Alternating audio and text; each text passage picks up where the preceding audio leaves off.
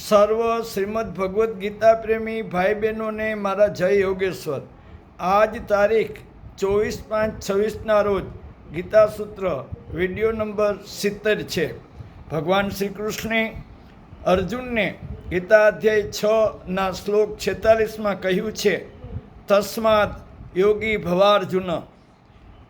એટલે કે હે અર્જુન, તું યોગી થા.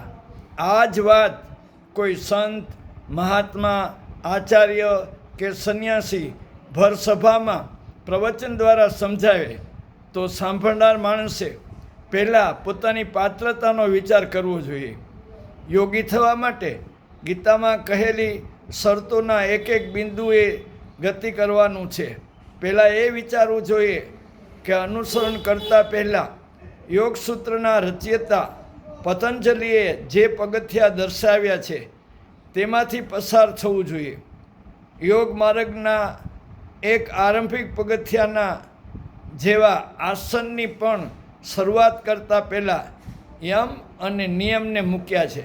આ યમ અને નિયમના 10 આદેશોના આચરણથી અંતઃકરણની શુદ્ધિ પહેલાં કરવી જોઈએ. શરીર અને મનને શિસ્તબદ્ધ કરવા જોઈએ.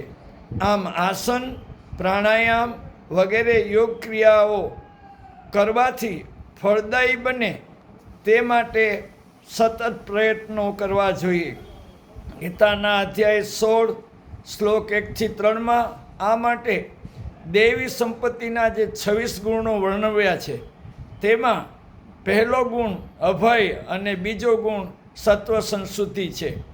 આમ અભય એટલે ભયમાંથી સંપૂર્ણ મુક્ત થવું.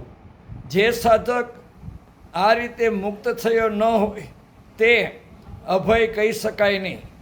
અભયની સ્થિતિ કેળવ્યા પછી સત્વ સંશુદ્ધિ એટલે કે અંતઃકરણની સાચી રીતે શુદ્ધિ અને પછી આવે છે જ્ઞાન યોગ વ્યવસ્થિત.